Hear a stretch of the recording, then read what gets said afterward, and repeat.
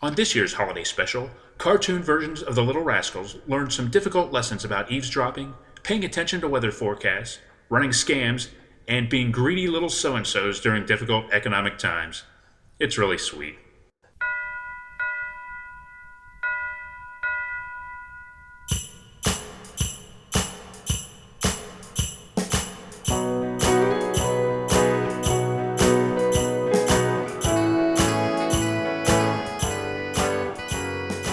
Battle of the Network shows. Join Rick Brooks and Mike Kogel as they explore the TV of the 70s and 80s through hand-picked episodes of their favorite and not-so-favorite series.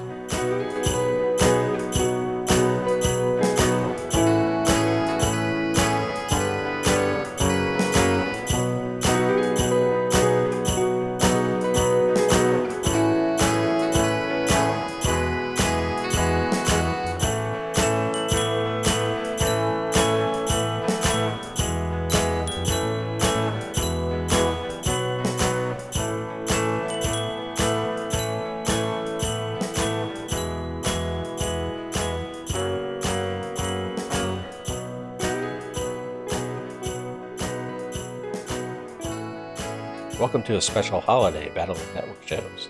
I'm Mike. And I'm Rick. Merry Christmas, Happy Holidays, and everything else we could say to everyone out there. Hello. Yeah. Ho, ho, ho to you as well, Mike. Oh, sure, yeah. Now, we haven't done a Christmas time holiday special in a while. We did Halloween with the Grinch, and we did a Thanksgiving episode of Newhart this year. Yeah. But it's been a little while for the Christmas time, New Year's holidays.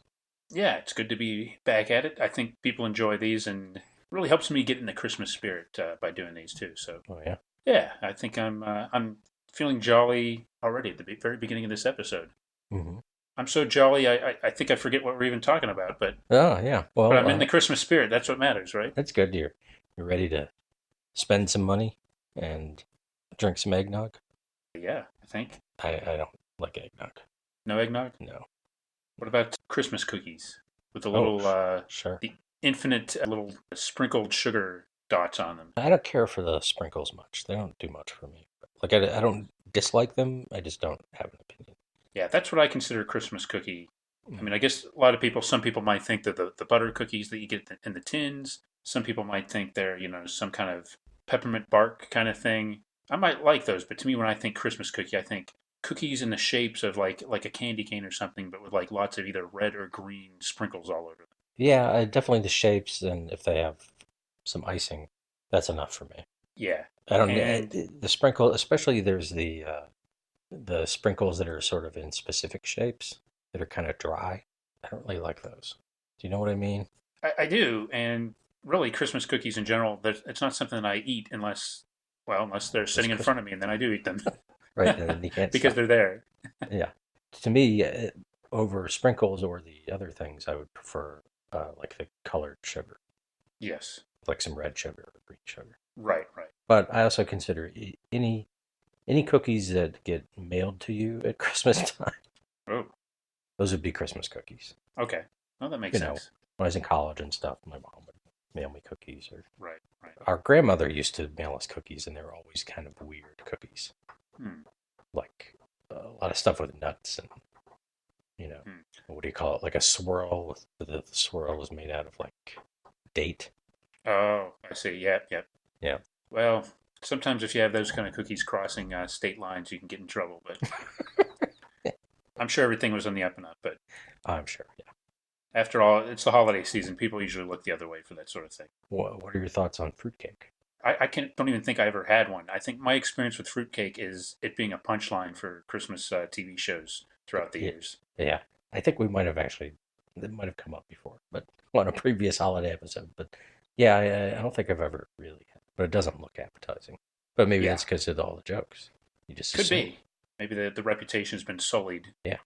If you want to send us something, folks, that's not necessary, but don't bother sending the fruitcake. And I think we probably said that last time too. Yeah. Yeah. But it bears repeating, especially nowadays. Fruitcakes in the mail, just avoid it. Yeah. And if you you think we're going to send you something, and then you overhear us say that something that makes you think you're going to get, well, no. Well, we'll get into that. Yeah, Um, I know where you're going with that. Yes. I'm not sure where you are right now with it, No, I'm but I not either. know where you were going with it. We are going to discuss the Little Rascals Christmas special from, I believe, 1979, which is an animated special that apparently has no relationship to the Little Rascals Saturday morning cartoon that came out a few years later and was part of an hour or something with Pac-Man and Richie Rich and Yes, the Monchi Cheese was yes, it was. replaced one of those.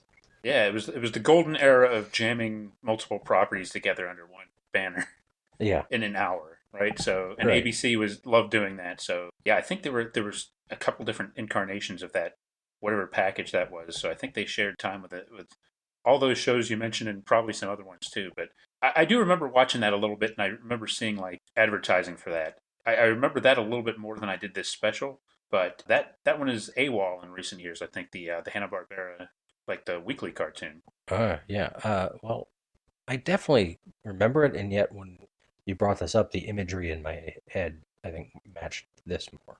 Okay. Which so I guess I saw this, or maybe apparently they reused some of this for some PSAs, so maybe that's Hmm. what I'm thinking of, or comics or something. But and reading about the Hanna Barbera cartoon, it just didn't ring as something I would have enjoyed either because they modernized it. Yeah. And yet it did seem vaguely familiar, like I don't know, Buckwheat, some sort of inventor, whiz kid, and that seemed familiar. And I know I watched Pac-Man and Richie Rich some, so maybe I don't know about the pairing of Little Rascals and Richie Rich. Yeah, they seem almost diametrically opposed, right? Yeah, I guess they're trying to give kids a broad view of the economic world out there. Yeah, There's rich kids, yeah, poor to working class kids, and Pac-Man. yeah. Right. Pac-Man represents the middle class, I guess. Yes. You know, Well, gainfully employed eating goats, whatever else he did on that show. yeah, I think we could explore Christmas Comes to Pac-Land. I There's some think so. fascinating themes in that in a future episode as well. Right. I think it's funny your experience with the Hanna-Barbera characters and regards to the special that we're going to talk about today, because I think I have maybe a similar experience to you, but I have a theory that the reason these images stand out to us is because I think the character designs for this special are so much worse than the ones in the Hanna-Barbera cartoon. So oddly, I think in an odd way, those stand out a little bit more to me. I really find this special aesthetically just unappealing, whereas it seems like the likenesses were much better. It just seemed a little bit more visually appealing in the Hanna Barbera cartoon, and I kind of went back and just kind of looked at some pictures from that before we did this. So I'll stand by that, even though I haven't seen an Hmm. episode of that in forever. But I really don't like the character designs in this one at all. Especially Spanky just looks bizarre to me. He does. Yeah. Yeah, you may have a point. Now, I didn't look at the ones from the Hanna-Barbera. I did see some things about it. One that actor who played Butch and some of the other surviving actors sued them because the likenesses were so close and they didn't have the right to use their likenesses. Yeah, And it was settled out of court, and that they did design them by sort of, not to say there wasn't design going on, but they started by tracing them hmm. like photographs, which I guess they had done with the Happy Days cartoon too. Which, if you've seen that, it's not like they're photorealistic Fonzie or anything, but No, it does look like a caricature of him. yes, So, that's interesting. That might explain why it's not around. They did settle that somehow. So, yeah, you might be onto something there. and it's interesting looking at him too. I swear my dad claimed he knew him in the military, New Spanky? Butch, Oh, Butch. and I thought it was the Air Force, but that's clearly not right. But Butch did serve in the Navy, just in World War II, and my dad sort of served at the very end, although not really. I mean, it was basically done by the time he was in, so maybe they crossed paths in the Navy, or maybe it was just some guy claimed he was Butch, wasn't. We know that's not an uncommon thing in the Little Rascals our gang world. So, but he had a surprisingly robust child acting career. Yeah, is it possible, Mike, that there was some kind of early Battle of the Network stars for the military, and that your dad met him there, and it was like some big cross branch and combined athletic competition. It could be. Well, he was in the Navy for in the originally. He went in the Navy Okay. right out of high school, and then took some time off, and then went in the Air Force later. But I don't know. They might have been on the same ship or something. I'm gonna talk to my brother about that tonight. See if he remembers. But Sounds good. And Butch, was he one of the ones that made it? I mean, I think one thing that yeah, stands out, there's the so-called curse, but even among the ones that I mean, some of them just died like really way too early, but they died like mundane deaths. It wasn't even like dramatic, spectacular demise. It was just like maybe somebody died of a heart attack, but just way too uh-huh. young. It's really sad. I think even like Buckwheat, I guess, died young, and Stymie died young. Darla died right before this, several months before this special premiered. Yeah, and and then there's the tragic ones, but there are still like, well, according to Wikipedia, like 10 still alive. So, Oh, and Robert Blake was the only one I recognize. yeah. So some of those might be from like the really early ones and really, really old. Right. So, some of our listeners might not be familiar with the entire complicated history of the franchise, Yeah, and I wouldn't blame them because I'm not really familiar with it either. It is kind of confusing, but it's confusing even after you read about it. yes. I'm But still confused. But but essentially, they started out under like Hal Roach Studios as Our Gang. They started out it was silent pictures. It became a sound franchise, so into the 30s, and I think there's a period of time where maybe like 15, 20 years or so, and that's a little broad, but I think most of the Little Rascals shorts that the general public would know come from maybe like a 10, 15, maybe expanding out to 20-year stretch. And most people, if they'd seen anyone, it would have been in that period of like the early 30s to maybe, right around after the war. So they started out with Hal Roach Studios, and then like in the 40s, they moved to MGM. And the MGM shorts don't have as good a reputation, but they actually made, dozens of them under MGM, and those are controlled by Warner Brothers now. So, and for a while, they even had two separate syndication packages. So you'd have Our Gang and Little Rascals. Some places they combine them, throw them all into one pot, and just show all of them. Some of them they'd only be the MGM ones. Some of them they'd only be like the Hal Roach ones. So there's a lot going on. I think there's a certain core group of rascals that most people are familiar with, but throughout the history of the franchise, there were dozens of kids that went in and out of the series. Some lasted more than others, but I think maybe a lot of times too, and I know there's a restoration effort underway right now with the sound shorts. They could use some work, but they've come out in multiple incarnations over the years, and there hasn't been like a real definitive series of releases of them. And they also seem to have disappeared a little bit from TV, I think, in recent years. Whereas Mike, when you and I were growing up, they seem to be on TV a lot. I know, I'd watch them sometimes on one of the local stations I got for Channel 11. How about you? You were watching Little Rascals when you grew up, right? yeah, they were all part of that. What I mentioned in the TBS episode we did, they were part of their early morning just block of kids program or not. It was just a random collection of cartoons, Three Stooges and Little Rascals slash Our Gang, just but no, not delineated in any way. So, and it seemed like a mix of both the things called Little Rascals and the things called Our Gang, and it was confusing then why they had two names. I guess the Little Rascals name is the name Hal Roach used to package them for TV, right? And Our Gang is the original name. Yes, I think Hal Roach retained when he sold the rights to the franchise. He retained the rights to I think the Little Rascals name. Okay. So MGM wanted to keep them going, but Hal Roach wasn't having as much success with them. So I think it was the studio stepped in and bought the rights to keep making the shorts because they wanted to keep cranking them out. He wasn't interested in that, and they hadn't been as profitable. But he retained the rights to like the name, and I think part of the reason I think he had like a plan to make feature films using maybe some of the characters or something. So that's why he wanted to Mm, retain some kind of ownership. And over the years, it probably got a little bit more tangled. But Kingsworld, the distributor that produced this special, was essentially built on the strength of the Little Rascal shorts, I think. right. So right now, 40 years after this special premiered, the Little Rascals they're not quite they don't have the same cachet as they did. Unfortunately, when we were growing up, but at the time, I don't think it was at all unusual for the Little Rascals to be the subject of a Christmas special like this because they were really popular in syndication on TV at the time. Yeah. And I guess because of the way I was seeing them, you're getting all sorts of eras of these kids and seeing them a little younger and a little older. Like I remember seeing ones where, when Spanky was really young and was a much more comedic character. Like one where I think all the families are getting their photographs taken and he keeps punching the photographer in the face. Ooh.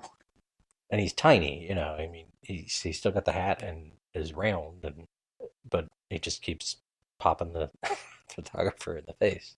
But then, those are mixed in with the later ones with like Froggy and Mickey, the Robert Blake character. Like I know there's a Mickey one that I always remember for some reason where his parents are fighting because of money problems and because every night they eat hash. The dad's sick of hash. But yeah, apparently those are the post Hal Roach ones. So Yeah, I think in general terms, I think the MGM ones are a little slicker, more polished, not quite as funny, and I think there's a lot of those that get into kind of the let's put on a show kind of theme. So they're more maybe more production numbers. Whereas I think one of the big appeal of the Little Rascals at the beginning was, and the concept of Hal Roach was that they were natural. They wanted them to not be polished child actors, but to be more naturalistic. And MGM shorts have the reputation of kind of getting away from that and being a little too slick. I enjoy watching those, and actually probably saw more of those in recent years than I have the older ones. But now I'm more interested in kind of going back and watching the older ones because those are the ones I more remember just being outright funnier when I was growing up. yeah, and ones I've seen recently, yeah, some of it, of course, is not aged well, even though it at the time was, I guess, a little bit groundbreaking in having these sort of desegregated group of kids running around. But I don't know that you could say that like Buckwheat and Stymie are, realistic portraits of black kids. They certainly seem to fit in the sort of stereotypical mold of black characters from the time.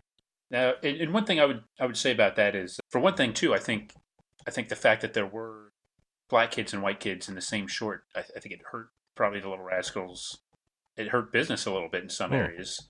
It affected distribution actually, so it was kind of bold for the time. And Yeah. also, I think when the Little Rascals got back into television syndication, I think there was a lot of editing done to the episodes, and not from a prejudicial standpoint, but more on the trying to err on the side of not offending people. So I just kind of want to point out because nowadays there's the reputation of everything's PC mad and they'll never release these Little Rascal shorts. They'd have to edit them up, and that kind of thing does go on today. But really, as far back as I think like the early '70s, these shorts are being trimmed up Yeah. and censored and edited. So it's not like this is a relatively new phenomenon. And you can argue whatever the intentions are, but I think people were trying to go out of their way to get rid of some of the more racially offensive elements from the shorts. Right. And I'll also say that I wouldn't argue that Stymie and Buckwheat are positive or negative. I wouldn't even want to argue either way because I don't feel it's really my decision.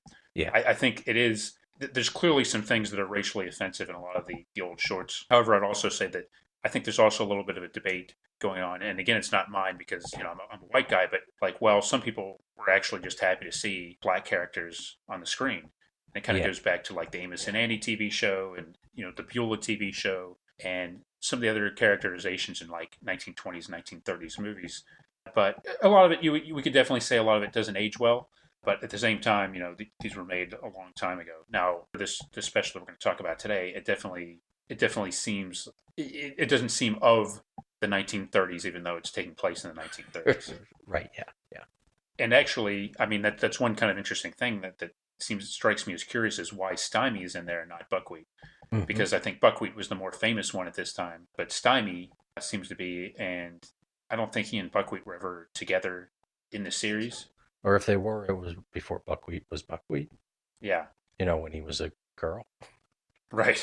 I mean, my personal, I mean, I think I saw some speculation that maybe Buckwheat was considered offensive at the time, and that's why they didn't put him in the special. Uh, But my own guess or I wonder is like Buckwheat. It seems like was out of show business at the time, yeah. whereas Stymie himself was in Oh, television. And actually, he was in an episode. He was in the Different Strokes episode that's right.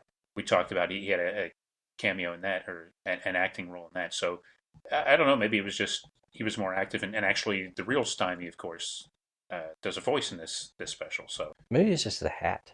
yeah, I mean, that's a good cartoon image. It is, yeah. the bowler hat. So Maybe somebody was just too lazy to draw Buckwheat's hair or to render that yeah, somehow. Just like, oh, look, this hat is going to be a lot easier than so, Buckwheat's hair.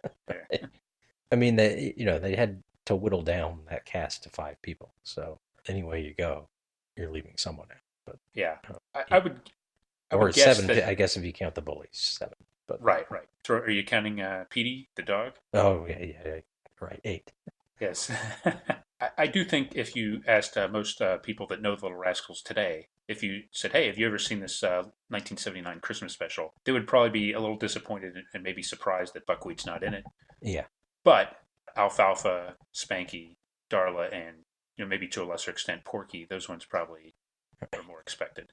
I'm a little disappointed Froggy wasn't in it. But Yeah, I guess wasn't really part of the King's World part of it. So he does I'm not stand sure. out though. Yeah, he stands out. I'm not sure I actually like that character, but Yeah, yeah, he definitely stands out. And why wouldn't '70s Robert Blake want to come back and do a voice for this, good question. or Jackie Cooper?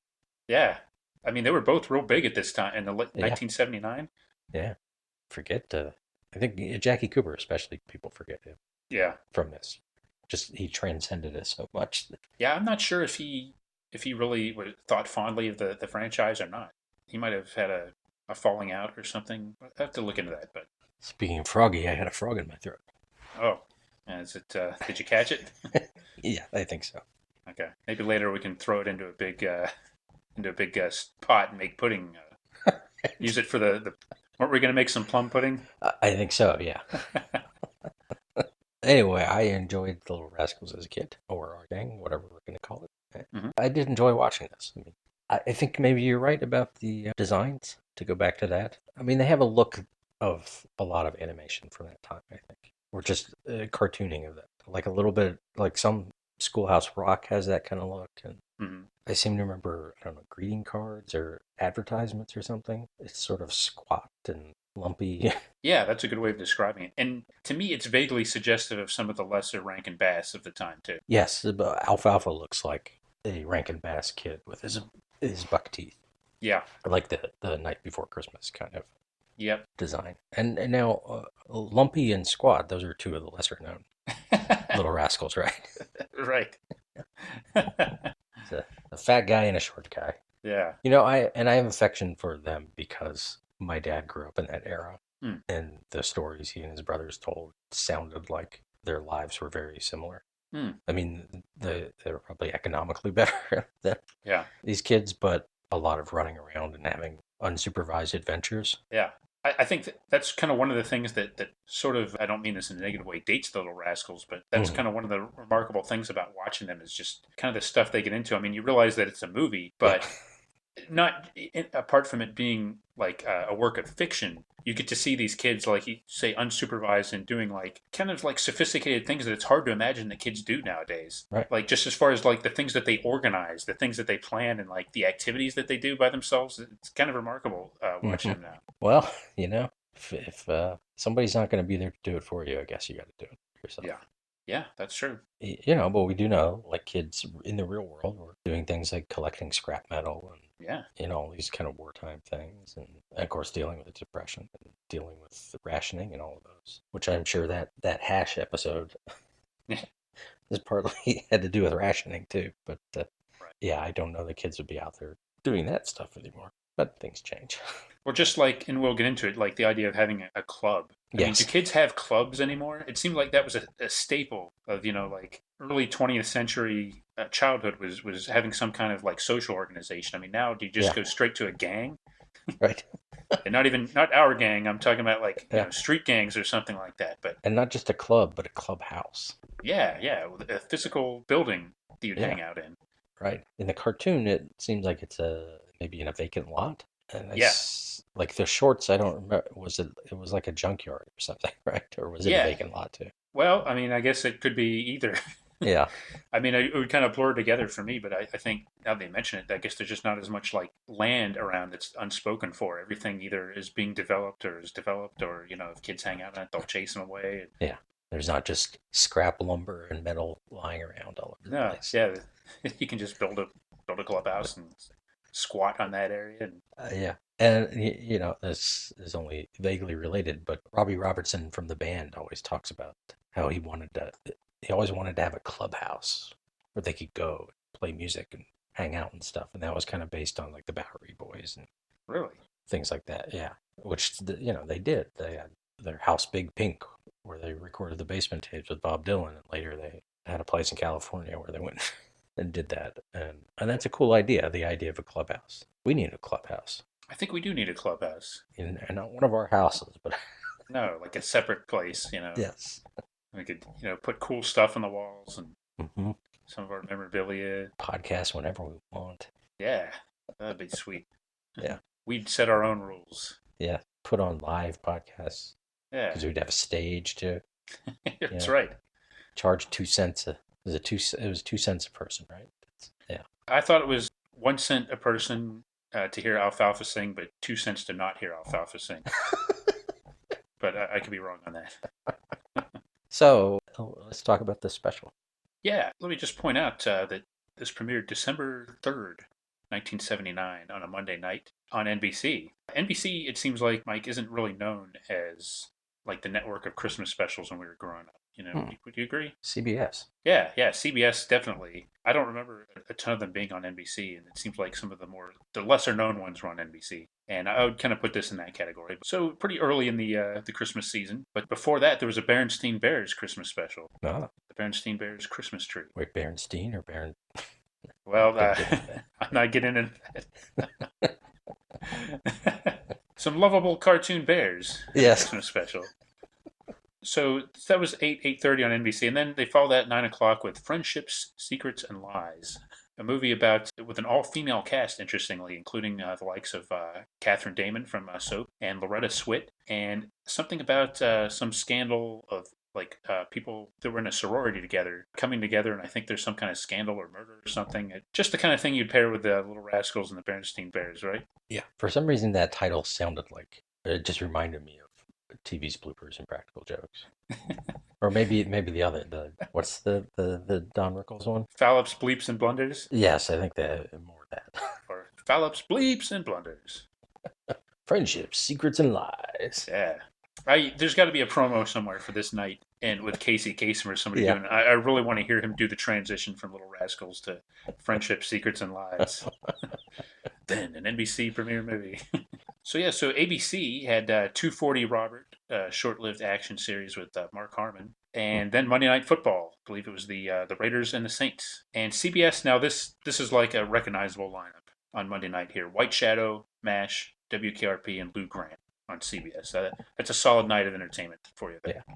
One thing, I was trying to get some information about this special, and I found like a Little Rascals history group on Facebook that had some interesting stuff. And one thing that the post mentioned was that this was actually the highest rated show on NBC for the entire week. Oh. I think it was like number 16 or something like that. So wow. Once again, this is the NBC not so golden years.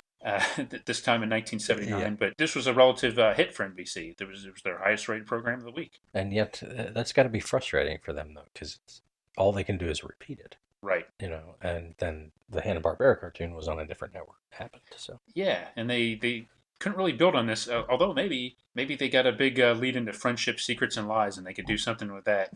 Yeah. They're like, well, all we can do is repeat it. Yeah, but look at the audience flow into Friendship, Secrets, and Lies. Maybe we can make that a franchise. That was the advertising. The programming decision is all 3 hours of morality lessons. Yeah. What was before the Little Rascals again? Berenstain Bears. Yeah, I'm sure that had some sort of lesson. Oh, of course, yes. Friendship, Secrets, and Lies. Of course, that does. Yeah. If you have friends, make sure to keep your secrets and lies tightly. That's right. Hidden.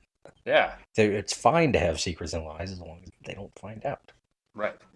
It's Friendship, Secrets, and Lies, but they're all kind of like divvied up. I mean, there's a separation there. It should stay that way. That's right. I mean, the secrets and lies, maybe. Yeah, a lot of times those go together. So, it's still interesting that it did that well. I mean, comparatively to the rest of their lineup. But, I mean, number 16 is pretty good. Yeah, I'm kind of surprised that it beat the Berenstain Bears, actually. Yeah. Considering that, would have started the night. But, well, yeah, that's how it was. I guess it did well. And I guess when it did do well, I mean, maybe like you mentioned, that there was a whole slew of PSAs that hit television, I guess the next season maybe. Mm. And I guess everybody was vindicated in their decision to do these PSAs, which that to me has got to be a whole separate story. I don't exactly Yeah. know, why that happened, or Right. I guess maybe just to keep the franchise going. But Yeah. And I don't. I'm. Well, I guess I could use like the clubhouse scenes and kind of just put in new audio in those that they're generic enough right, to. I mean, it seems like some of them though they used animation that wasn't actually in the special that I saw, unless there were Oh. Okay. deleted scenes. So Yeah. there's a pretty good group of them on YouTube. Okay. I mean, from some of what I read indicates there's a lot more than I've seen out there that were made, I should say. So Uh-huh. Did I they mean, they're use the usually, same voices, do you think? I think so, yeah. Yeah. I think they produced them at the same time, Okay. and yeah, there's got to be an interesting story, but I think there's even less about those PSAs specifically than there is about this Christmas special. Well, so the special, I found this interesting. It begins, it takes a little while. It does like a teaser, so you get a little scene before you even get the title. So if you were just some kid who happened to watch it, like you might not know what's going on at first. Yeah, that's unusual for like a one-off special, isn't it? I mean, Yeah, especially a Christmas one, you'd expect to see something to set the mood right away as far as like establishing it as a holiday thing, and this doesn't do that at all. right. I mean, I think maybe the Peanuts ones do that sometimes, but there's something different. But it does begin at the clubhouse, which they've renamed their club the Reindeer Club or the Reindeer Lodge instead of the Woodchucks in honor of the holiday season. And then we meet our little rascals for the evening: Spanky, Alfalfa, Snimy, Darla, and Porky. And Spanky and Porky are brothers in this. I don't remember if that was. I don't know if that's canonical or not. I think that is. I think Okay. Porky was originally brought in, and I think he was actually cast because somebody thought he actually looked enough like Spanky that they could introduce him as a little brother. Yeah, okay. And yeah, Spanky had aged out of being funny. And it was like, That's an unfortunate way to put it, but that may have been the thinking. yeah. Well, he had sort of, those later ones he's in, he's sort of the de facto leader, a little bit of a know-it-all. He's more the sensible, quote unquote, Yes, sensible one than like an instigator. Yeah. right. In this, Alfalfa is the president of the reindeers, and everyone else but Porky is a vice president. And he's a little disappointed by that, but they explain that, well, someone has to be the membership, and so that's his job. And you get a lot of sort of odd attempts at Robert's Rules of Order. Yeah. And motions and things and some minor disagreements and a lot of mangling of the English language by kind of all of them. That's a big I, running bit throughout the entire special. yeah, The sort of malaprops and right, mangled language is a yeah. recurring theme. Yeah. But Stymie has a notion for emotion to that they all know because it's Christmas they're going to be trying to find out what their gifts are, and if they find out they need to come tell the rest of the club. Yeah, that's kind of an interesting element. The idea that they all want to know ahead of time what not just what they have, but what everybody else is getting. I mean, Right. they don't really explore that, but I wonder maybe so that they can pool their gifts and prepare to share them. I don't know. Yeah, I mean it comes up a little bit later and it seems like so everyone can figure out whose house to go to. Yeah, yeah, Who's going to have the coolest gift, I guess. But I guess they do, their club, so they probably share their presents a little bit. Yeah, I don't know. I It seems a little bit like, well, we have to come up with something, some objective. We're a club, right. I think you're right, and the kind of the funny thing to me is that even without that aspect of it, it would make perfect sense for Spanky and Porky just to tell everybody, right? even if they didn't have this set up, like they'd be excited enough to think, oh, we're going to get this great gift. They would do it even if they hadn't made this measure or motion or notion or whatever. I would think so, yeah. And then later we see Porky and Spanky at home looking through a model train catalog, and Porky's eyeing the Blue Comet, which is the most expensive. But of course, everyone's making sacrifices. Spanky explains, and even name drops Roosevelt, which was a nice bit of history there. Yes, as a viewer, I appreciated that because it confirmed what time period we were in. Yes, I'm right. like, oh, okay. Early 1900s. Yes, of Right. course. And then their mom comes out and gets on the phone and calls a department store, and so they're eavesdropping from the stairs. And she she says that she's confirming an order of a Blue Comet that she's going to have to pick up. So the boys are naturally excited. We also learn they talk to her afterwards, and we learn that she's a maid. It seems like she's a single mom too. That's the They don't impression really, I got. Yeah. yeah. I mean, maybe dad's off in the war or something, but we definitely don't see him. And so they run off to tell the gang. And after that, she makes another phone call to her boss, and it turns out the Blue Comet in question is a vacuum cleaner that she's ordered on behalf of her boss so that she can better clean her boss's house for Christmas. Yeah, that's going the extra mile, isn't it? Yes. I hope she's getting paid a lot better than I think she is to do this kind of stuff. Uh, I mean, I guess she can just write that off on her taxes, right? I don't think she's paying for it. I think she's just picking it up. Yeah. She's doing the she's doing all the work but the paying, Yeah, I I think. guess that is something a domestic would do in this situation, would be to actually order and then pick up and procure the vacuum cleaner. Lug it over. Yeah. I mean, maybe it'll make her job less difficult. So maybe it's a good thing, but That's true. it still seems it's certainly anticlimactic if you're thinking she got these kids to train. But the boys do tell, I think, they tell the other kids, and the other kids are excited about it. Maybe a little bit envious. And it does seem like the Blue Comet has this almost mythic status among kids. Yeah, I guess it was a real train. Ah, The Blue Comet was like a passenger train. It was kind of a well known thing. I think it was mostly an East Coast coast thing. okay. I don't know if it was really if they really had a toy of it. It might be kind of a kind of a Red Rider kind of situation with a rifle. Yeah. But yeah, the Blue Comet itself was a real thing that maybe kids would have been aware of back in the 30s. Doesn't one of your favorite Christmas movies feature a whole thing with a toy train? It does, yes. It's Holiday Affair Yeah. with Bob Mitchum is Right. built around a boy's love of a toy train set. And then we see Spanky and Porky. If we haven't mentioned, the actual Darla is doing the voice of their mom. And, Yeah, it's a cool touch. yeah, and she's doing a good job. Actually, I liked the voices in general in this. They had that Peanuts feel of just a real kid, like that naturalistic feel. I agree. I think in general, the voice acting is one of the best things about the special. I think it's very good. So there's a Santa on the corner who she tells the kids to go see Santa while she's at the butcher. And in the butcher, she kind of not complains, but is sighing about the price of meat. And the butcher says he threw in some hot dogs and something else for free. And he's voiced by the actor who played Stymie. And then she goes out, and the boys are just reaching Santa. And she overhears them telling Santa that they know they're getting that Blue Comet. I do want to kind of point out that it's pretty progressive to have the thought of having an African American butcher. I'm not sure. I mean, they sort of show it's tough to tell exactly what kind of environment they are because there's some urban scenes and some less scenes in this. Yeah, Still, I mean, it's kind of cool that it's a casual thing that the local butcher happens to be, an African American guy. So I thought yeah, that was kind of cool and actually not something you would expect in the 1930s, but they just kind of put that in there and give. It's a cool way to give Matthew Beard Stymie a cameo. I thought. yeah. So the mom goes to the department store and returns a coat she'd bought for herself, a winter coat, and with that money, she decides to buy a Blue Comet. And we get an encounter with a Frank Nelson type salesperson who's aghast at the idea that she could afford a Blue Comet.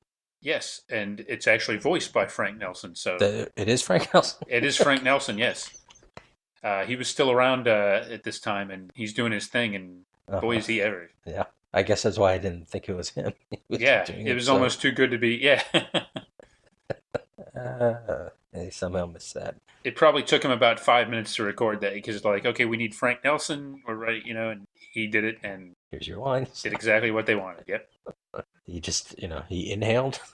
yep. I'm not gonna try it. And then like the next scene, it's later, and the boys are taking soup to her because she has a cold. 'Cause she doesn't have a coat anymore. And so they go back to Santa and ask him for a coat for their mom. Even though I feel like Spanky's already right after that, he says, that's not the real Santa. We're not going to be able to get a coat for her. So, or he's not going to get a coat. So they're going to have to figure out a way to raise the money, which is a staple of the Little Rascals, I think. Yeah. And they get together with the gang, and Stymie has the idea that they should shovel snow the next day. And of course, there isn't any snow, which I don't think there was the day he thought up the idea either. But they're in a bind there. It's a bizarre scheme. It is, and then it gets more bizarre because Alfalfa suggests that they make fake snow. So they go and get a bunch of chicken feathers and litter people's yards with chicken feathers to dupe them into thinking it's snow. Alfalfa sings for some reason, and he tells they go up to this house to ring the bell, which is attached to a window, and Stymie does it gently, and Alfalfa tells him not to do it like a sissy, and then proceeds to break the window. And then they all run except for Porky, who is very innocent and younger, and pretty much explains to this very angry man what happened. And then it turns out the guy's allergic to chickens too. So there's a lot of yelling and them getting in trouble, and definitely not getting money. Yeah, and yeah, Porky sells out all the other ones, and veteran actor Cliff Norton is I believe, is the neighbor, I guess, who literally shakes his fist at them, I think, and Right. seethes with rage, and he's kind of upset. I mean, He kind of has a right to be, I think. yeah, he's got justification. I mean, somebody just came up, he's minding his own business, and in their scheme to bilk him out of money, Yeah. which, yeah, in itself, they had a con going to begin with, Right. and in the service of trying to execute this con, they break the guy's window. Yeah. And fill his yard with something that makes him violently allergic. Right. Maybe he could have been a little less vocal or mean about it, but he has his reasons. Yeah, he's probably a cranky guy anyway, but Yeah. He's mean Mr. So-and-so, whatever. mm-hmm. That's what they should have had a character like that. Like the mean old man. Yeah. And, But like in Pollyanna or whatever. Like, don't put it in his yard and one of the kids being dumb about that. They could have done that. yeah, I can see that. So Porky and Spanky kind of tell Santa what's going on, and he's just a sympathetic ear. And they say they're going to go make plum pudding, which he says to himself is difficult to do. It's even more difficult when you don't have any of the ingredients. Yeah. So do you remember some of the things they put in this plum pudding? Oh my gosh. Well, I remember that they didn't have baking soda, so they put in soda pop, I guess. Uh-huh. I remember that one. I'm trying to think of the inanimate object that Right. that I don't remember. They didn't have plums were too expensive, so they got Spanky got turnips. Oh yeah, yeah. So you got off to a bad start right there. Yeah. Then they need suet, and they get very confused about what suet is.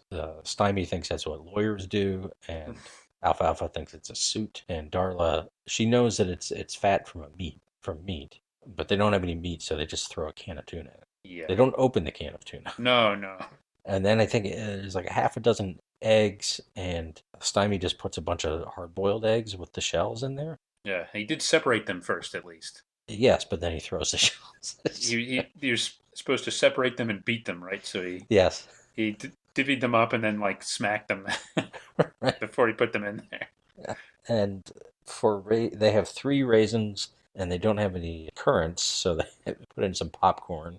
Mm. For flour, they put in some flowers, and they don't have like a cookie or something, like a cracker crust or something like Oh that. yeah, yeah. And they put in like a dog biscuit. Yeah, yeah. So I mean, good for Petey to contribute, and Yeah. I thought it was pretty cool because he has a big smile on his face, like he's proud that he's helping out, he's contributing. Yeah. And then they just sort of like try to mix that up all in a bowl. Yeah, and you can see like Stymie's physically straining Yes. to do it. I mean, it's kind of an ordeal for him to mix it up. Oh, yeah. And at the end of that, a delivery man shows up with the Blue Comet, the train Blue Comet, and $2 in change because it cost $2 less than the coat. And basically he explains to the kids what happens. They know now that the mom returned the coat, and so Spanky and Porky take it back to trade it. And while they're talking to Santa, they have it in a wagon and they leave it nearby. And I guess Butch and the Worm show up. They're not actually named in the episode, but That's who I assumed it was, but yeah. yeah. And I was very aggravated by Spanky because Porky needs to tie his shoe. Yes. So he takes him over to the curb, which sort of makes sense. I mean, but I was just irritated they left the wagon Yeah. all alone. But it's like you don't really have to go all the way over to the curb, No. and it's kind of lazy to leave the wagon right there. I was very disappointed with Spanky. He's not so sensible in this one after all. And he seemed put out by having to tie his brother's shoe too. Yeah, I mean, I guess he's got other things on his mind, to be fair, but still. Yeah. So they tell Santa about that, and then go off, and they're gonna just have to put on a Christmas concert. And after they leave, Santa gets paid, and And he had seen the Butch and the Weem like running by, so he knows who stole it. And he says something about I'll tell your dad or something. So it seems like he knows who they are. This is kind of what really roused. There's some good character development for Santa, right? Yeah, Because he has a very jaded line delivery and everything, and he's kind of ringing the bell like a Salvation Army Santa or something. right. And he sort of gets less and less cynical sounding as the story goes on, and this really kind of engages him when he sees them because you're right. He yells, something after them, and he doesn't go chasing after them exactly, but Yeah, you can tell he's miffed. yeah. And by the way, do you know who plays Santa Claus? I don't. Jack Somack, who is most famous for being the Italian stereotype in the Alka-Seltzer, that's a spicy meatball commercial, Uh, where, the guy does like yeah. 100 takes or whatever and needs the Alka-Seltzer because things keep screwing up the meatball commercial that they're Right. taping within the commercial. So, yes, he does very distinctive work as Santa Claus in this, I thought. Yeah, and you're right. I think Santa has the most. If anyone has an arc, Right. it's him. He does, Because yes. yeah, at the beginning he's complaining about his feet, like he's got bunions or Mhm. whatever, and I think Porky calls them onions, but Yeah, he barely listens to the kids. Like he says yeah, something even like, "Yeah, just tell me what you want and move." You can tell it's just a job for him. right. And at the clubhouse, the Christmas concert is not going well. They've only had, I think they have three people in the audience. See, I think it was two people and a dog. Yeah, And so it should be, so they only made 5 cents. yeah. And like, their mom shows up and Alfalfa is destroying "We Wish You a Merry Christmas," I think. Is that the song he's singing? I think I've tried to block it out. I think Yeah, it was "We Wish You a Merry Christmas." I remember earlier, just after he sang in the good old winter time earlier when they were right. trying to throw chicken feathers all over the place. I Yeah. was just desperate for it to end. But like he mispronounces bowels, the word bowels, and as like bogus or something Right. because he's only semi-literate. Yeah, and listening to him sing Christmas carols made me realize for the first time, okay, this is what the people that hate Paul McCartney's having a wonderful Christmas time. This is what they feel like every time it comes on the radio, I guess. Uh-huh. Yeah, it is. And I'm I not one of can those confirm people. that. Yeah, I don't mind hearing it. I enjoy it actually. But I don't hate it. yeah, fair enough. But now I know that's going to be in the YouTube list. So. I think it would be appropriate. Yes. And then Santa shows up and he's brought the coat. And not only that, but he went and got the train back from Butch and the Boim and brought them along to really show them. And it seems like they had a choice to bring that back or get beat by their father. Yeah, there's And that's how I read it. yeah, I think you're right. They chose this, and Yeah, maybe I got the impression that they might even still be due for. They might even be due for a bruising when they get back home. but maybe for Christmas that more. Yeah, He'll give them a break. But then they end up joining it, like everyone singing a Christmas Carol, and they join in. That's the heartwarming end. yeah, it comes together nicely. I did think it was kind of odd that I was thinking that boy Spanky's mom should be a little bit concerned that as far as she knows the Blue Comet hasn't been delivered yet because this is Christmas Eve too. Right? Yeah. So I mean, good for her, I guess, for not worrying about that so much. But she Right. spent so much money on that train. I would have been taking days off work and just waiting for it to get there and making sure that the kids weren't there. Yeah. Well, she was busy using her Blue Comet to vacuum. I guess so, yeah. And really, the delivery guy kind of gave away the whole thing. I mean, maybe she should Yeah. have had it wrapped. It's kind of like when you I buy think something so. at Yeah. a certain major internet e-tailer now, Mm-hmm. you Yeah. have the option to include gift wrap in it or gift packaging. Yeah. But if you don't, I mean, it just comes like in a box, Right. and people as soon as they open up the box, they're going to know what it is. Yeah. So this guy, not only does he bring it, unwrapped and everything, but he has a dialogue with the kids about how lucky they are to get it, and Right. says, "I guess I don't have to wish you a happy Christmas." Right. So totally ruining any sense of surprise and the concept of Santa Claus if the mom was Yeah. going for that. Didn't he just say, Santa Claus isn't real too? I mean, we're in the world of the cartoon again. Yes. 2 to 11-year-olds. Of course, we're not telling you that, but Right. As we said, this is a fictional universe yes. of Little Rascals. And many things don't line up with what's in reality in our universe. Yeah. But he does. Yeah. He just lays it all out. Yeah. Expedient for the story. But Which it kind of reminds me is, as we've come to the end of this, it's one of those specials. I don't like it when they just have a list of names in the voice credits, and I like yeah, to see the names with the characters. But there were so many things, and we were watching it, and the first reaction was like, kind of like, were there really that many people? But then right, when you go back, this quietly does have kind of a big cast. yeah. You get, the cop that pays off Santa, or Hmm. whoever that was. He looked like a cop. He did look like a cop. Like giving him his money for collecting money. Was it an undercover job? Yeah, I don't, I'm not sure what was going on there. Uh, You had, the butcher. You had these various adult characters mixed in with the, of course, the Little Rascals, the kids. So yeah, it was right. a surprisingly big cast. Yeah, it seems like they would have, taken advantage of one of those actors and had them do multiple voices. But Yeah, I guess they felt like it was more authentic to have a different voice for each person. go figure. I mean, if Yeah, this were Hanna Barbera, it would probably Dawes Butler would have done like yeah, everybody in this, right? exactly. Including at least one of the Little Rascals. I watched some a Yogi Bear recently, and like at the credit, it said at the end credits, it said featuring the voices of Dawes Butler. The voices of Dawes Butler, like, yeah. Yeah, and then a separate card with some more people because there Hmm. were a few other people, and it was one. It seemed like it. Well, it was on HBO Max, and the way it looked in the order of things was it was like the last episodes of the original series, and it's like a "This Is Your Life" thing, Oh, and so like all the usual Hanna Barbera gang comes out, cool. so it's just like a parade of Dawes Butler voices, Oh, I like that. just and a few others, but just saying like one line a piece. Ah, I'm gonna have to check that out. Oh yeah, yeah, that's and it's a three-part. Ooh, So sounds very 20 minutes, but it's like three 7-minute segments. epic. Yes.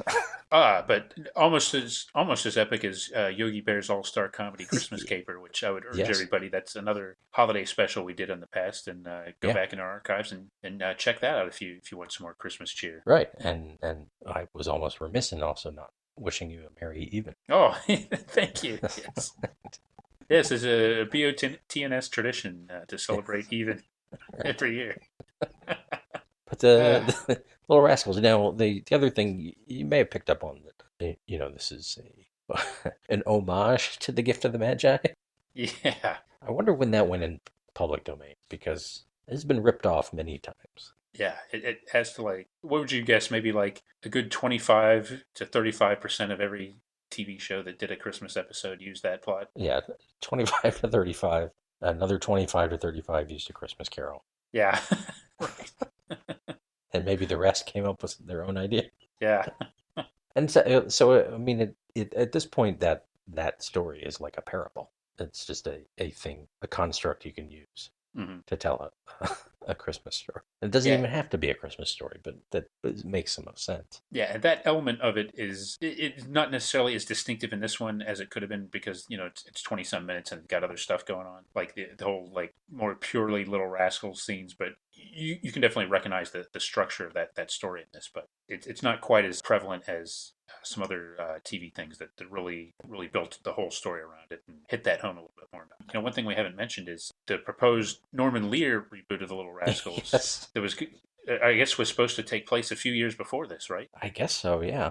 And they Uh, actually filmed a pilot, and maybe even a couple of episodes apparently. oh man, that I didn't know. And I think Gary Coleman was in the Right, that was the story I read. That yeah.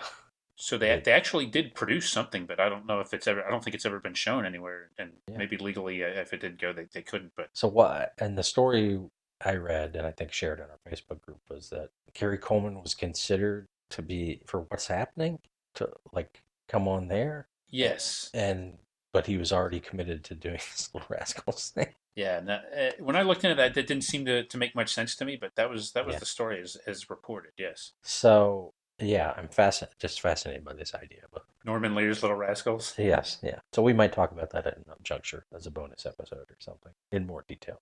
Yeah. For now, it's Little Rascals Christmas, and it's pleasant. I enjoyed it enough, I guess. Well, I guess I would put it like this: if you're gonna watch, one bit of Christmas cheer set in a vaguely pre-World War II era with a strong whiff of nostalgia, watch A Christmas Story like everybody else. But if you're gonna watch two of those, Yeah. Then maybe give the Little Rascals Christmas special a chance. Yeah. I think that's pretty good. I wasn't totally as impressed with it, but I enjoyed seeing it, and it was a nice curio. It's not Yeah. necessarily something that would go into my rotation to watch every year, but it had a nice ending. It picked up steam, I think, as it went along, and just despite some of its flaws, I did enjoy it. Interestingly, it was written by the same guy that wrote Rudolph the Red-Nosed Reindeer, one of my No. all-time favorite Christmas specials. Yeah. To give another Rankin Bass kind of vague link there, Romeo Mueller. Oh, right. Yeah. So that was kind of cool. And one thing too is, speaking of availability of things, this is available on the internet. It's on the Internet Archive. Actually, I strongly doubt that it's actually public domain, and I watched it on an internet video sharing site, but it doesn't have an official release and on any kind of home media, and I don't think it's been on TV in the last 10 years or so either. It was rerun in the 1980s on NBC, and I believe it was the Facebook group page that I looked at that said that they thought the last time it was on a national television broadcast was on Freeform or ABC Family, whatever version it was, maybe in one of their 25 Days of Christmas deals. Yeah. I think as far goes like 2009. So a lot of people probably don't remember this one at all, but I think it's worth taking a look at, especially if you're a fan of the Little Rascals. You got to check it out. Certainly the ones we've discussed, if I can remember them. I would rank Yogi at the top probably, and then maybe the Family Circus. Yeah, I would agree with that. And the Leprechaun's Christmas Gold after that, mm-hmm. And then this. Am I missing any? So it's still at the bottom, but yeah. But it's an elite group. Yes, and a couple of those middle ones, they get a lot of mileage by being. Yes. And this is not quite weird. It isn't. It's almost like the story of it and the novelty of it is unusual to me, but the actual production, what you see, is not all that weird. It's pretty conventional. Yeah. To me, I'm kind of at the point where it doesn't feel like Christmas unless I watch the Yogi special. So that's kind of one I want to watch every year. The other ones, not necessarily. I have other priorities, but I was glad to see this, and it did put me in the Christmas spirit even more. Like I said, so yeah, so good. That's a good thing. Yeah, I mean that's I think what works. It's a gentle sort of thing. I think maybe younger kids might like it. Mm-hmm. It maybe doesn't have a lot for adults. Yeah, and I don't think it's not the kind of thing I don't look at it and say, boy, I really wish they did like a whole animated series out of this. Yeah, it's probably better just as a one-off deal. In this style, I wouldn't have necessarily wanted to see a whole series of Little Rascals cartoons. Now the PSAs, that's a different story. I can watch those all day. I'm learning something. They're 20 seconds each. They're in and out there, and I do want to see as many of those as I can. But I wouldn't really want to see more episodes in this style. I think this is probably enough for me. And now that I think about it, like what humor there is not aimed at kids in the sense that a whole lot of it is the malaprops. So you have to have some working knowledge of the English language in order to get those. Yeah, and it was like it's the malaprops, and to me they overused that a little bit. Yeah, and it wasn't so much like it was more like Norm Crosby type malaprops, not like I don't remember that being in the old Little Rascals, them using that much. It would be more like, okay, actually they would say something like flat out wrong instead of substituting the words. Right, and they couldn't spell. Yeah, but most kids can't have trouble spelling. So, for a while, it's a thing you have to learn. So, that's not a big deal. But well, I don't know. I think if you put like a lot of the kids that we've had on the podcast that we feature in the podcast mm-hmm. and a spelling bee with the Little Rascals, I think many of them would do much better than the Rascals would. I think so. Yeah. Billy from Family Circus, I think he'd probably wipe the floor with any of these kids. Jeffy, on the other hand. Well, yeah, Jeffy would have some problems. He would probably get along with these guys. Yeah. Yeah. Jeffy and Porky hanging out. It seems to me like the Family Circus is more solidly middle class, so that might be an interesting contrast. Yeah. Those two worlds and coming together. Right. Well, I was going to say maybe Daddy Keen grew up like this, but could be. And he spent the whole rest of his life trying to avoid his kids going back to that. Yes, and trying to avoid his kids. Yeah. The more we talk about it, that's what I would have liked to have seen. The Family Circus, Little Rascals Christmas special reunion or something like that. If they did a crossover combining them, that would be a way to bring everybody back and do some more of this. But Yeah, they all do have the same upturned nose. So, yeah, I could see that. Why not? yeah, If you can put all of the King Features comic characters in one giant action adventure special, and you certainly can. yes. Why not put have the Family Circus time travel? Yeah, Maybe throw Dennis the Menace in there too. yeah. There you go. He would go meet the Family Circus and somehow set off a time machine. Right, they'd all go back, and you know what? It would be like I like the idea of them time traveling like a vacation. So just so you could have the kids walking around with like pennants that say like 1930s or Great Depression on them, like every time they go to Philadelphia or something on a trip. Right. They have like T-shirts that say like FDR, on that. So they'd just be going and buying souvenirs like while they're in the 1930s, and then they'd run into the Little Rascals and Dennis the Menace would be along with them. Sure. It's very intriguing. Yeah, he could teach those Little Rascals a trick or two. Yeah. Yeah, I'm not sure who has the better. I have my ideas on who has the best spelling game, but as far as who has the best slingshot game, yeah. You put Dennis in the mix, and you got some interesting competitions here. And of course, Alfalfa has the best singing voice. Well, of course, yes. Well, I think that's a good place to end this episode, don't you? Yeah, I think we probably said all we can say about the Little Rascals Christmas special as it is in this timeline. Right. But happy holidays to everyone. Mm-hmm. And we will be back with some bonus episodes and the baddies sometime in the new year. Hopefully not quite the delay we had at season 7. Mm-hmm. We'll see you then. But in the meantime, enjoy your whatever holidays you celebrate, including Even. And of course, Even Eve. Yes. Even Eve, and get some nice big thing of plum pudding and celebrate whatever you want, even, and enjoy. Hope Santa Claus is good to everyone out there. This episode brought to you by the Blue Comet, the best toy train money can buy. This episode also brought to you by the Blue Comet, the best vacuum cleaner your boss's money can buy so you can clean her house. This episode also brought to you by the Reindeer Club's Christmas concert. What can 5 kids with questionable language and musical skills do? Not a whole lot. But they'll give it the old collage try.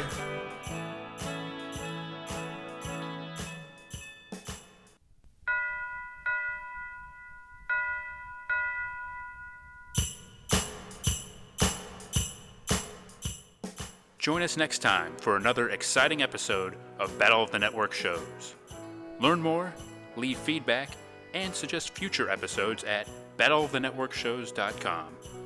Follow us on Twitter at BatNetShows, and like our Facebook page, facebook.com/Battle of the Network Shows.